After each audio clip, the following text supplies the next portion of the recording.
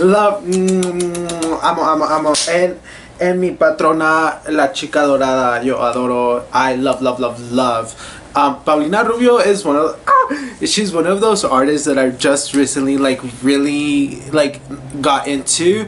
I know like the rhythm, the songs because I grew up with these, but I just never listened to them. But recently, obviously 1 June, Happy Pride, 2, Arriba Mexico, Fuck Eyes, 3, like I needed to get into the spirit, right? And like what more than to listen to like iconic Mexican artists that also have like really good music. So we have Paulina Rubio, Sexy Dance, Chica Dora, her Nepo Baby. But I feel like in the Mexican culture, even in like, not with like singing stuff, nepotism and like getting a job through your parents or through family is a very, very, very, very big thing in Mexican culture. At least I've noticed. Like with media, you're always fed who to listen to or like what artists to listen to.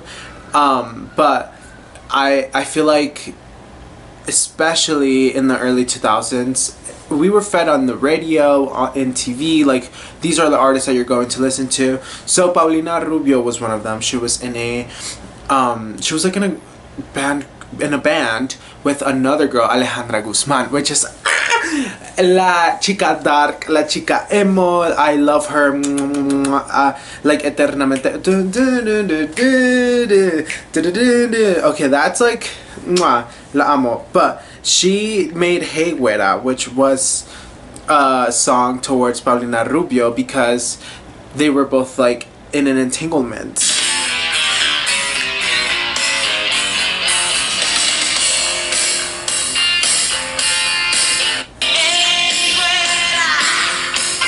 Love. Also another Nepo baby from Silvia Peñal. Silvia Peñal had this show where she would be like, Casos de la Vida Real, where it would be like, just like what wives would do to their cheating husbands, or like some would be really scary. But I remember watching the show and she would be like iconic. Like, I don't know, I love shows like that.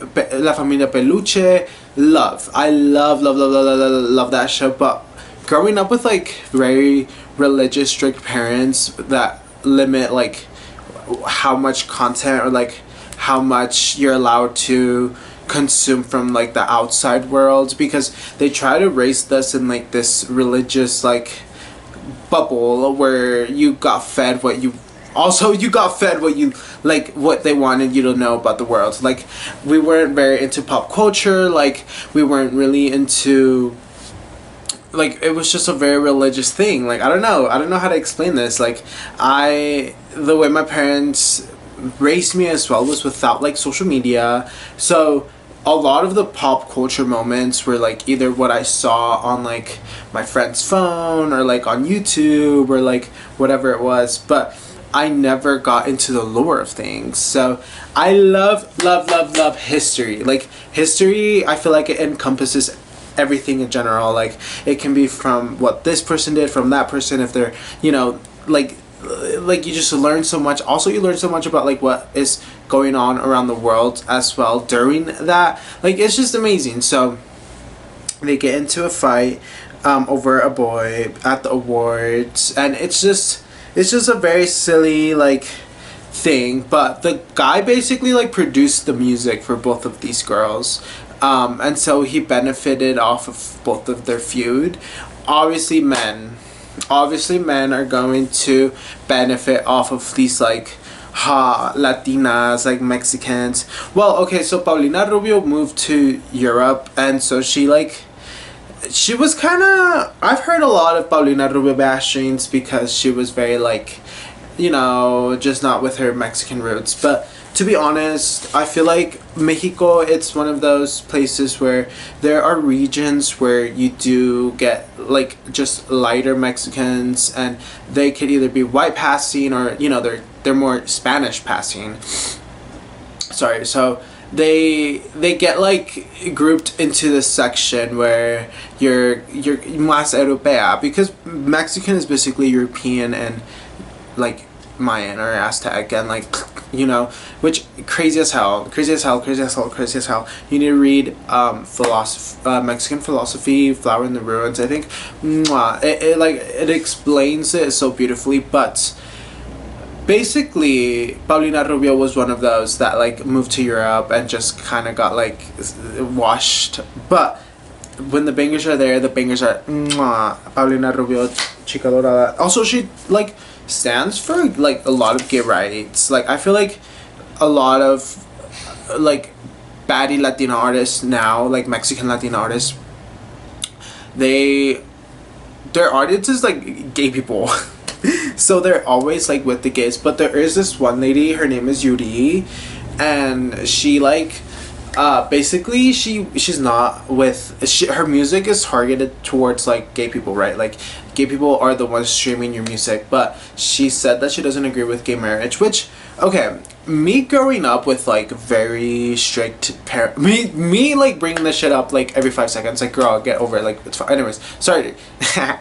Sorry, like, not get over it, but like, you know what I mean, like, but everything comes back to how you're raised. And my parents having very conservative thoughts kind of allows me to just like, you know, not necessarily like, I think being an adult or like being in this world, we have to realize that like people have their own opinion, and like it's out of our control. Like I would love for my whole family to like, you know, support gay rights and support trans rights and like, you know, do all of that stuff and be liberal.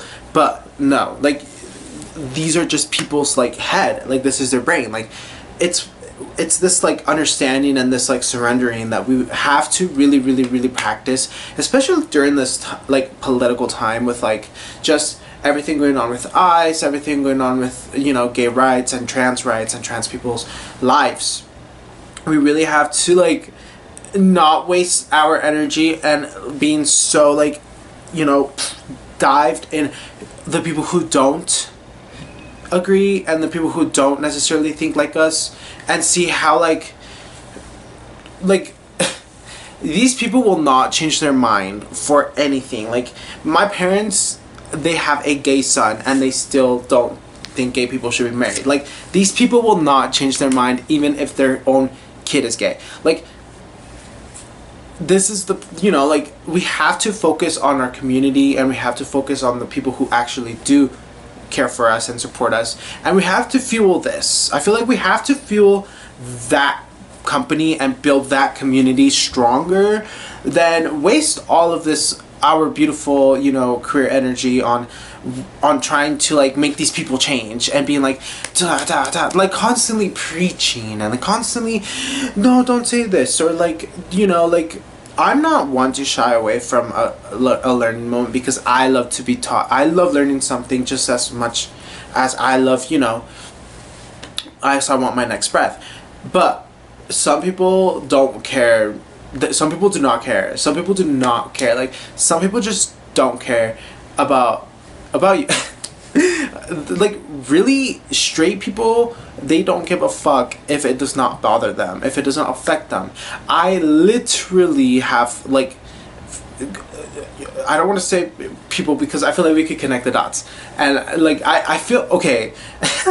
ojo, I low-key feel like this time and this energy is very and ojo, I feel like, I don't know, there's just like energy going around, and I feel like in my like, you know, outside of YouTube life, ojo hermana, like I feel like there's just like negative energy around me with like all this political stuff. I like, you really see people like what they actually think of you, or like what they actually think of like the world, or what they actually think of others. And it's a really heavy thing when like you deal with family that it's like they don't 100% support you, and it's just like I get it.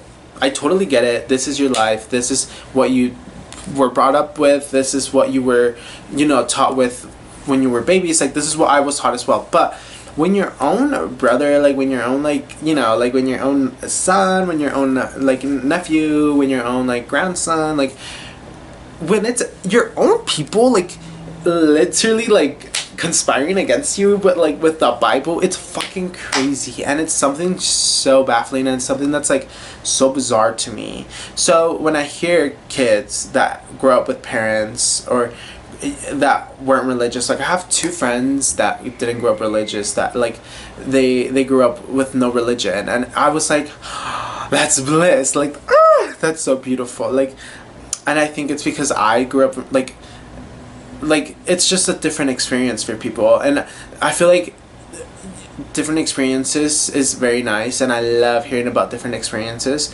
especially with dads, because I have a very interesting experience with my father. He had a stroke, so I've never, like, met, like, the man before a stroke. Like, my father's very old, so it's one of those things where I just, like, I have two brothers, but obviously I'm gay, and obviously they're, like 15 years older than me, so there's just really no connection, and the minimal connection that we had, it's kind of just like, so I have one, he is the name, okay, so I've actually traveled with him quite a lot, especially to Mexico. It's really beautiful, like, the experiences that we've shared, and he is very involved in the church, so I feel like sometimes I just don't know how much to, like, it's very wishy-washy, and I feel like I'm an Aquarius, and I don't love that. Like, I don't necessarily, like, the only reason why you're still in my life is because we're literally related, and also being Mexican, family is, like, so important, so beautiful to me, but I also value myself and my morals much more than I do, like, another human. But I do think connection, with trying to build that connection, is very important, right? So it comes to a point where you're just kind of like, it gets disgusting. Like, I feel disgusted. I feel the same way of, like, eating meat, like sharing my growing up in constantly hearing, like, just negative things about your sexuality and about your identity. It's so hard to, like, see past that. So when you do, and then you realize that, like, wow, you really don't care. You're selfish. You don't think outside of yourself, and that is not beautiful, and that is not nice, and I don't love that. So I think I want to share my space and my energy and my time and my being with people who feel the same way with my being, and I want to, like, chosen family is something that crosses my mind every single day, because I necessarily never grew up with that. Like, my dad was around, but I remember being at the park and crying because I've never really played, like, catch with my dad. Obviously, like, he did try to play soccer with me once, but I don't know how true that statement is, because I don't know if, like, my brothers were also there, but I don't know if it was, like, my dad's intention, but I didn't want to play football because I'm gay. Like, I want to draw right now. So I think that was the last time, and then my brothers did try to get me into boxing, but the thing is, I just don't feel comfortable around, like, men. Like, queer men, mwah. Straight men, no. Like, I'm always around straight men, and when I have to when I get to choose who I want to be around, straight people do not cross my mind. I'm sorry, I don't care. I don't care. I love hanging around faggots. Like, I love hanging around faggots. It's one of the world's greatest, like, invention. It's one of the world's greatest thing. Like, it's one of the world's greatest, like, the gay queer culture is like mwah. Like it's like when you really get into it, like when you get into how it started, when you get into it like in New York, when you have like the ball scene, then you have like the drag scene, and like outside, like in the Philippines, you have like queer culture there. Like it's just artistry, but it's also so much pain. And like really diving into it, it's such a beautiful like just story of like rebellion, of strength, of creativity, of just perseverance. And it's one of those like empowering things that I love. I love my gayness and my queerness, but it's also brought me so much pain and shame for a certain amount of time. And I think it stemmed from my father. This is why I don't give a fuck about outside bullies, because bitch, I had it at home. I had like, he was there like not every single day, but only when I would wear a purse, or like when I would paint my nails, or like stuff, like when I would do gay shit. It's very funny because he's like very religious, but like you're also very homophobic. Like, okay girl, like okay, that's kind of funny, but you're just a man. Like I don't like, what can we really expect from you? Like Lana Del Rey said it best, you're just a man. Like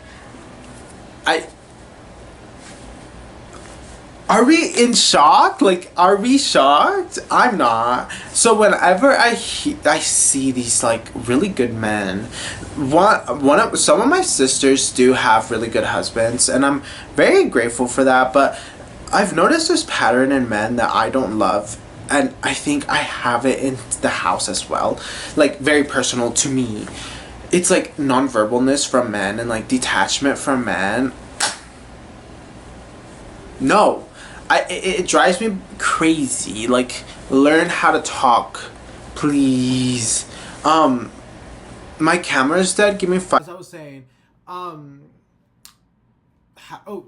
non-verbalness in men, it's like, it's an epidemic. It's like, it's everywhere. I feel like it stems from people never really holding men accountable, or like really asking them like what they mean. Like, I feel like men can always get away with like just saying some random bullshit and then getting away with it. Like they'll just mansplain their way out of something and then just like ramble and then leave, and then, or like never touch the topic again. And it's like the most bizarre thing to me, and it's something that doesn't sit well with my spirit, and it's something that I don't want as a man. Because although I hate men, I do use he him pronouns. I do understand the concept of gender, and I do understand that like it's man-made.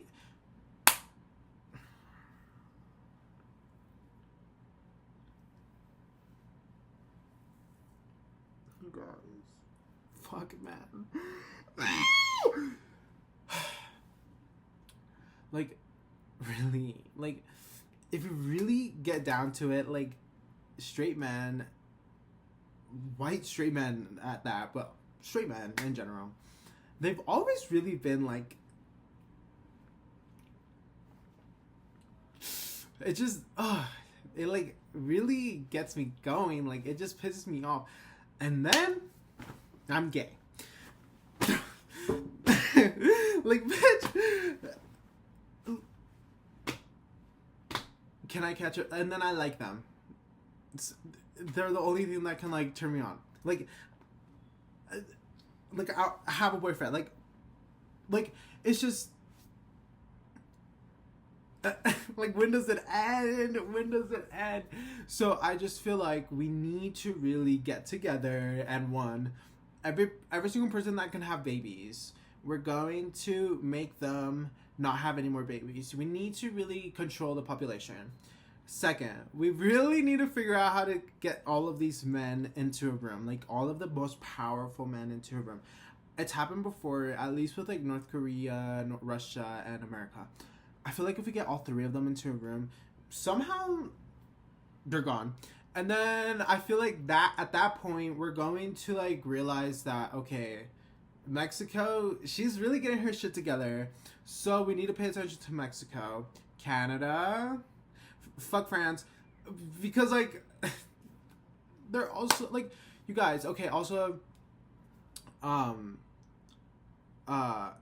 ICE. they're gone first. They're the first people gone. Like it's just a lot. It's a lot. It's a lot. It's a lot. It's a lot. And so this week has just been very. I feel like you felt this too. Like you felt just drained and like just like ooh. Especially the 11th, we had the full moon, and it's just been a lot. Like it's just look around. So it is a short episode today, but I love you so much. I love you. I am okay. So I do want to be a father. I do think I would be a good father because usually you are what you didn't have. So, so I would, before I have kids, when I'm like in my late 30s, I do need to go to intensive therapy because I need to raise good, like, not raise good kids. I need to be a good father. But I also feel like I'm a little bit too selfish with my time, but that's how I feel right now. I feel like your 20s, you should be selfish with your time. Like, even with your partner, even with like your siblings, even with your mother, like you should be selfish with your time. Like, it's very important because I think like at some point we're not going to have so much time for ourselves, or maybe we will, because I think you create the time and you do create time. So that's okay. I take that back. But yeah, I love you so much. Arriba, thank you, sperm donors. If you have a good dad, thank you. My dad wasn't like horrible. Like, I guess he just, like, I didn't look out. Like, I'm just gay. Anyways, bye. Also, this does raise some questions though for me. Like, how does this affect my relationships with people? Because one, I can get very nonverbal, or like if there's something going on that I need to focus on, I can sometimes become nonverbal. But I've like kind of made it a habit to not allow that to happen.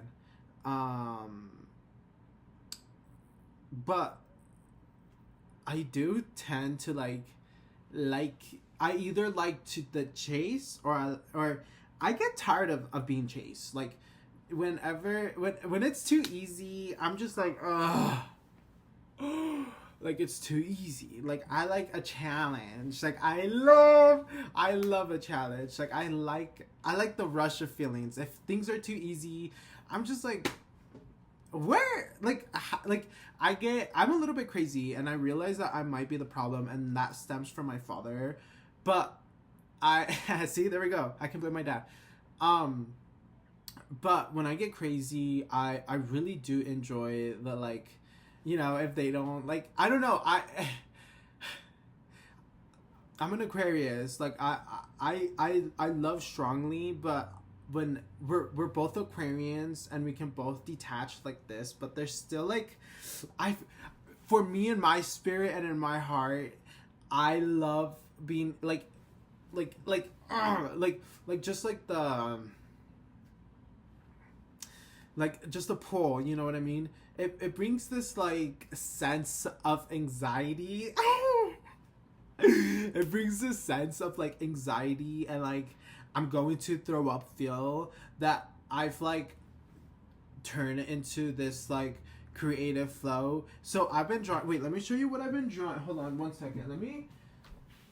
So you know how I don't love like whenever like when you're like in love, or like when you have like butterflies in your stomach or whatever, you just like my mind, like it just goes everywhere. Like I love having this like creativity or like imagination where like that scene in Ratatouille where he's eating the cheese and the strawberry. Like that's how I feel like when I'm in love, or like whenever I have these emotions. Like that's what goes on in my brain. So it's a lot of different things. I also feel it in my tummy. Like it's just a really good feeling of like that I have with like my Scorpio rising and Scorpio moon. I think my Scorpio moon and Scorpio rising really like just make these emotions so much more bigger and so much more stronger. Also, like me kind of being stoned like does not help, because it just makes me I love it. I'm not complaining, because I feel like we have to just feel. Just let yourself create. Just let yourself feel. Just let yourself be there. If it's bad, it's bad. If it's good, it's good.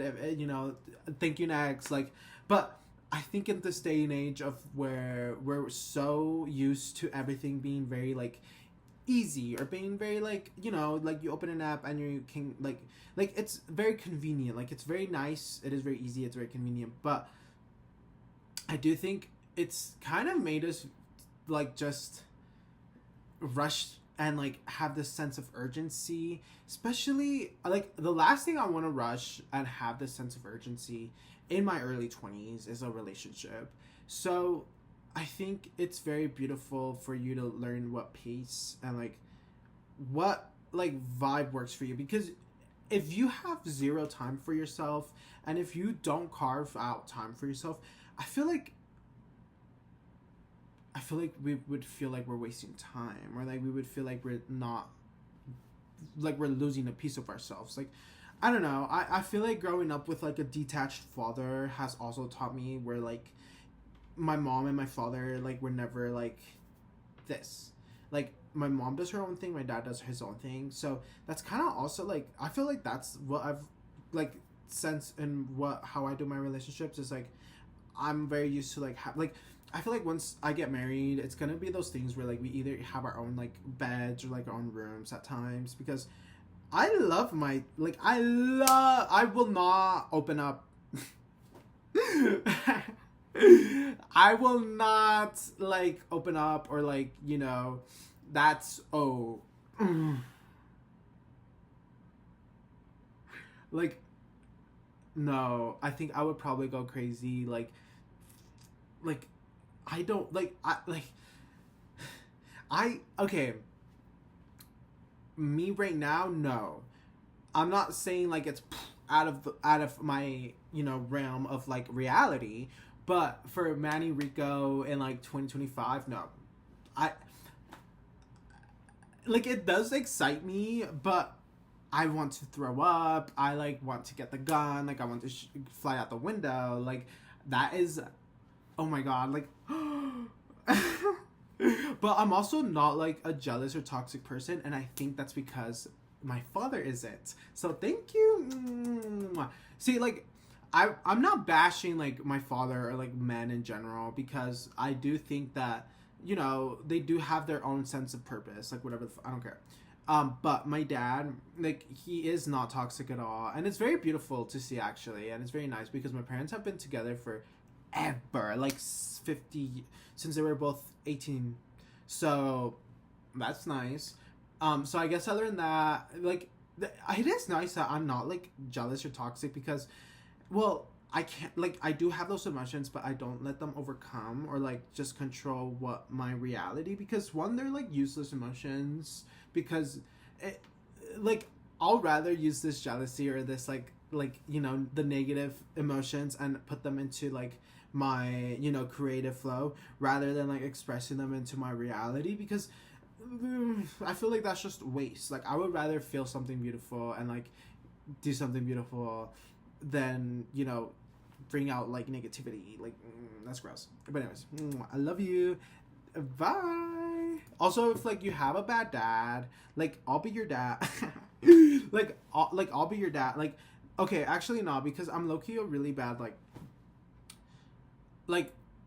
if you're like really sensitive, I feel like that's what I would need to heal in therapy. Like, how do I deal with like emotions? Because honestly, if I get like a Pisces kid or like a Cancer kid and like they come up with their emotions, I'll be like, you better detach. Like, I'm going to teach my kids the art of detachment at like the age of 10, or like the age of like 10 months. Sorry, 10 months.